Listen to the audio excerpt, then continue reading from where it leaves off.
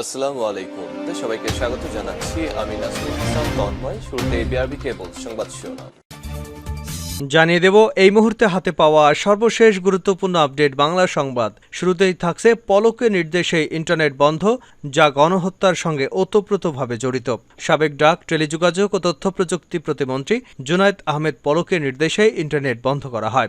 আর এই কারণেই গণহত্যা হয়েছে বলে দাবি করেছেন রিকশা চালক হত্যা মামলার বাদীপক্ষের আইনজীবী ও ঢাকা আইনজীবী সমিতির সাবেক সেক্রেটারি অ্যাডভোকেট ওমর ফারুকী। এবারে জানাবো, শেখ হাসিনা কখনো দেশ এবং দেশের মানুষের কথা ভাবেননি।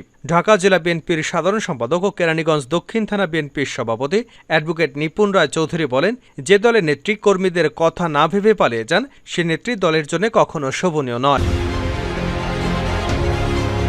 জানাবো, নেতৃত্ব চলে গেছেন, আমাদের কি হবে? প্রশ্ন ছাত্রলীগ নেতার। শেখ হাসিনা পরিবারকে বিদেশে নিরাপদে রেখে নিজে দেশ ছেড়ে ভারতে পালিয়ে গিয়ে আশ্রয় নিয়েছেন। এমন সংবাদ প্রকাশের পর দেশ ছেড়েছেন বহু নেতাকর্মী। কেউ পালাবার চেষ্টা করলেও শেষ মুহূর্তে পারেনি, রয়েছেন আত্মগোপনে। আর এ ঘটনার জেরেই আওয়ামী লীগের এক নেতা নাম প্রকাশ না করার শর্তে মন্তব্য করেন, নেতৃত্ব চলে গেলেন, আমাদের কি হবে? জানিয়ে দেব, আমরা মহা ইতিহাস তৈরি করব। গণতন্ত্র মঞ্চের শীর্ষ নেতা নাগরিক ঐক্যের সভাপতি মাহমুদুর রহমান মান্না বলেছেন, বাংলাদেশকে বদলে দিয়ে আমরা মহা ইতিহাস তৈরি করব। সেই কাজ চলছে। আমরা এমন এক গ্যারান্টি নির্মাণ করতে চাই, যেখানে জনগণের অধিকার যাতে কোনো স্বৈরাচার শাসক দখল করতে না পারে। ক্ষমতা এক মানুষের হাতে থাকতে পারবে না। জনগণ যাতে সত্যি সত্যি নিজের ভোটের অধিকার পায় এবং জনগণ সব ক্ষমতার মালিক হন, আমরা সে ব্যবস্থা তৈরি করতে চাই। এদিকে খেলাফত মজলিসের নায়েবে আমির আহমদ আলী কাসেমি বলেছেন, হাজারো ছাত্র জনতার রক্তের বিনিময়ে অর্জিত অভ্যুত্থানকে নস্যাৎ করে দেওয়ার জন্য পলাতক শেখ হাসিনা দিল্লিতে বসে একের পর এক ষড়যন্ত্র করছেন। তিনি ভুলে গেছেন, এবার ছাত্র জনতা জেগে উঠেছে, তারা রক্ত দেওয়া শুরু করেছে, রাজপথ ছাড়ে নাই। এবং সর্বশেষ জানাবো, সিআইডি রিপোর্ট আমলে নেননি শেখ হাসিনা। শেয়ারবাজার কারসাজিতে সালমান ও শিবলি। শেয়ারবাজারে কারসাজি এবং অর্থ আত্মসাতে সাবেক প্রধানমন্ত্রী শেখ হাসিনার বেসরকারি শিল্প ও বিনিয়োগ বিষয়ক উপদেষ্টা সালমান এফ রহমানের নাম উঠে এসেছে। এছাড়া নিয়ন্ত্রক সংস্থা বাংলাদেশের সিকিউরিটিজ অ্যান্ড এক্সচেঞ্জ কমিশনের সদ্য পদত্যাগ করা চেয়ারম্যান অধ্যাপক শিবলি রুবায়েত আল ইসলাম, সাবেক কমিশনার শেখ শামসুদ্দিন আহমেদ এবং বর্তমান নির্বাহী পরিচালক সাইফুর রহমানের নাম উঠে এসেছে। এ নিয়ে মে মাসে প্রধানমন্ত্রীর কার্যালয়ে একটি প্রতিবেদন দেয় পুলিশের অপরাধ তদন্ত বিভাগ। কিন্তু ব্যবস্থা নেওয়া তো দূরে থাক, অদৃশ্য শক্তির জোরে তারা আরও প্রভাবশালী হয়ে ওঠেন। এতক্ষণ শিরোনাম শুনছিলেন, এবার বিস্তারিত। প্রিয় দর্শক, আপনি যদি এই চ্যানেলে নতুন হয়ে থাকেন, ভিডিওটি দেখতে দেখতে চ্যানেলটি সাবস্ক্রাইব করে আমাদের সঙ্গেই থাকুন। আর এই ভিডিও সম্পর্কে আপনি আপনার মূল্যবান মতামতটি কমেন্ট বক্সে জানিয়ে দিন। আর হ্যাঁ প্রিয় দর্শক, জানিয়ে দিন ভিডিওটি কোথা থেকে দেখছেন। শেখ হাসিনা কখনো দেশ এবং দেশের মানুষের কথা ভাবেননি নিপুণ রায়।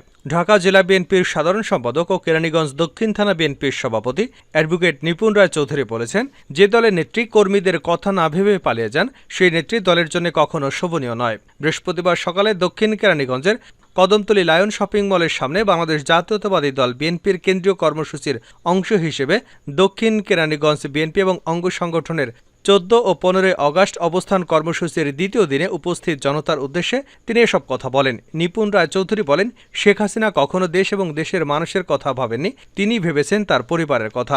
স্বৈরতন্ত্র কায়েমের লক্ষ্যেই বৈষম্য ছাত্র আন্দোলনে ছাত্র জনতার উপর গুলি করার অনুমতি দিতে তার এতটুকু বুক কাঁপেনি।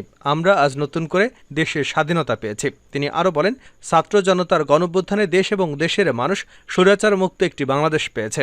এখন আমরা সব ভেদাভেদ ভুলে সবাইকে নিয়ে একসঙ্গে থাকব। পলকের নির্দেশে ইন্টারনেট বন্ধ, যা গণহত্যার সঙ্গে ওতপ্রোতভাবে জড়িত।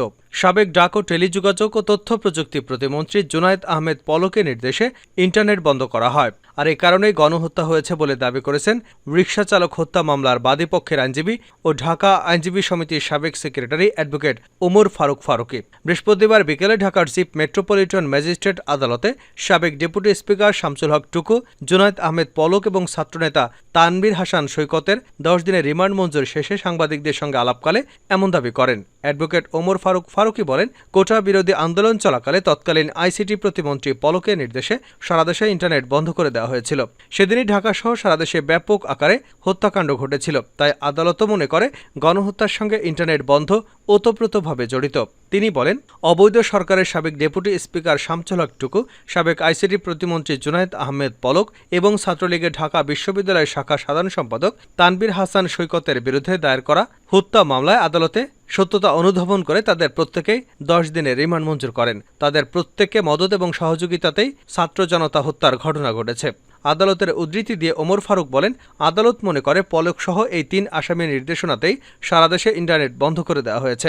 যেহেতু ইন্টারনেট বন্ধের পর বড় একটি হত্যাকাণ্ড সংঘটিত হয়েছে, তাই এর দায় কোনোভাবেই তারা এড়াতে পারে না। তাই জিজ্ঞাসাবাদের জন্য আদালতে 10 দিনের রিমান্ড চাওয়া হলে আদালত 10 দিনের রিমান্ডই মঞ্জুর করেন। এ বিষয়ে তারা সন্তুষ্টি প্রকাশ করেন। নেতৃত্ব চলে গেলেন, আমাদের কি হবে? প্রশ্ন ছাত্রলীগ নেতার। শেখ হাসিনা পরিবারকে বিদেশে নিরাপদে রেখে নিজে দেশ ছেড়ে ভারতে পালিয়ে যায় গত 5 আগস্ট। এই সংবাদ প্রকাশের পর দেশ ছেড়েছেন নেতাকর্মীরা। কেউ পালানোর চেষ্টা করলেও শেষ মুহূর্তে পারেনি, রয়েছেন আত্মগোপনে। তোদের নেত্রী পালিয়ে গেছে, তুই সরে যা, তুই সরে যা এখনই। সোমবার বিকেলে তার মোবাইলে এক বন্ধু এভাবেই সাবধান করে দিয়েছিল নারায়ণগঞ্জের 2500 এলাকার বাসিন্দার এক স্থানীয় ছাত্রলীগ নেতাকে। তিনি তখন বাড়ি থেকে সামান্য দূরের বাজারে গিয়েছিলেন। তারা জানা ছিল না যে তার নেত্রী শেখ হাসিনা ভারতে পালিয়ে গেছেন। নাম প্রকাশ না করতে চাওয়া ওই ছাত্রলীগ নেতার মতো আরও অনেকেই আওয়ামী লীগ নেতাকর্মী ভারতে চলে এসেছেন বা যাবার চেষ্টা করছেন। এমন অনেক আওয়ামী লীগের অঙ্গ সংগঠনের নেতাকর্মীদের সঙ্গে কথা হয়েছে আমাদের প্রতিনিধির সঙ্গে। দেশে থাকা আওয়ামী লীগের নেতাদের সঙ্গে কথা বললে তারা জানান, শেখ হাসিনা বাংলাদেশে থেকে পালিয়ে গেছেন নিজের প্রাণ সংশয় হতে পারে এই ভেবে। কিন্তু তিনি এটা ভাবলেন না যে এরপরে হাজার হাজার নেতাকর্মীর কি হবে। তারা বলেন, আমাদের পাসপোর্ট ভিসা আছে কিনা, আমাদের উপরে হামলা হলে কিভাবে বাঁচব, সে কথা তো ভাবা উচিত ছিল নেত্রীর। ছাত্রলীগ নেতারা বলেন, একটু যদি আঁচ পেতাম কি হতে চলেছে সোমবার দুপুরের পরে, তাহলে এভাবে বাড়ি ছেড়ে পালিয়ে থাকতে হতো না, সময় থাকতেই ভারতে চলে যেতে পারতাম। আমরা মহা ইতিহাস তৈরি করব, মান্না। গণতন্ত্র মঞ্চের শীর্ষ নেতা ও নাগরিক ঐক্যের সভাপতি মাহমুদুর রহমান মান্না বলেছেন, বাংলাদেশকে বদলে দিয়ে আমরা মহা ইতিহাস তৈরি করব। সেই কাজ চলছে। আমরা এমন এক গ্যারান্টি নির্মাণ করতে চাই যেখানে জনগণের অধিকার যাতে কোনো শাসন স্বৈরাচার দখল করতে না পারে। ক্ষমতা এক মানুষের হাতে থাকতে পারবে না। জনগণ যাতে সত্যি সত্যি নিজেদের ভোটের অধিকার পায় এবং জনগণ সব ক্ষমতার মালিক হন, আমরা সেই ব্যবস্থা তৈরি করতে চাই। বৃহস্পতিবার বিকেলে রাজধানীর জাতীয় প্রেস ক্লাবের সামনে তারেক জিয়া প্রজন্ম দল আয়োজিত কেন্দ্রীয় কমিটির আয়োজিত সমাবেশে প্রধান অতিথির বক্তব্যে তিনি এসব কথা বলেন। মান্না বলেন, বিচার ব্যবস্থা জনগণের দরজায় নিয়ে যাব, যাতে গ্রামের মানুষ কষ্ট করে আর শহরে না আসতে হয়। গ্রামের মানুষ যাতে তাদের জায়গায় বসে বিচার পান, সে ব্যবস্থা করা হবে। এসব কিছু করবার জন্য সবকিছু নতুন করে ঢেলে সাজানো হবে। এদেশকে নতুন একটা দেশে পরিণত করা হবে। শেখ হাসিনা দেশ বিরোধী ষড়যন্ত্রে লিপ্ত খেলাফত মজলিস।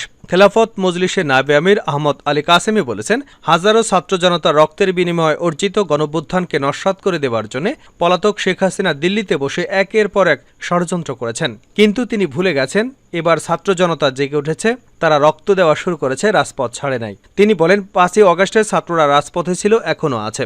এই গণঅভ্যুত্থানের বিরুদ্ধে যে কোনো ষড়যন্ত্রকে নস্যাৎ করে দেওয়ার মতো সামর্থ্য তাদের রয়েছে। আমাদের আজকের অবস্থান ঐক্য সম্প্রীতির অবস্থান। আজকের এই সমাবেশ ষড়যন্ত্রের বিরুদ্ধে সমাবেশ। বৃহস্পতিবার দুপুরে রাজধানীর বিজয়নগর মোড়ে ঢাকা মহানগরী দক্ষিণ খেলাফত মজলিসের উদ্যোগে এক সমাবেশে তিনি এসব কথা বলেন। আহমেদ আলী কাসেমি বলেন, ভারতের উচিত বিচারের জন্য শেখ হাসিনাকে বাংলাদেশে ফিরিয়ে দেওয়া। বাংলাদেশের সংখ্যালঘুদের নিয়ে আপনাদের মায়াকানা বন্ধ করুন, মিডিয়া অপপ্রচার বন্ধ করুন। বাবরি মসজিদের মতো বাংলাদেশে কোনো মন্দির গড়িয়ে দেওয়া হয়নি। ভারতে একজন সংখ্যালঘু যেরকম নিরাপত্তা পান, বাংলাদেশের তার চেয়ে বেশি পান একজন সংখ্যালঘু সম্প্রদায়ের বাসিন্দা। এখানে আলেম ওলামা, ইসলামী সংগঠনের নেতাকর্মীরা রাত জেগে মন্দির পাহারা দেয়। এ সময় অন্তর্বর্তীকালীন সরকারের কাছে বিগত 15 বছরের সকল গুণ, খুন, দুর্নীতি এবং অর্থ পাচারের বিচারের আহ্বান জানান তিনি।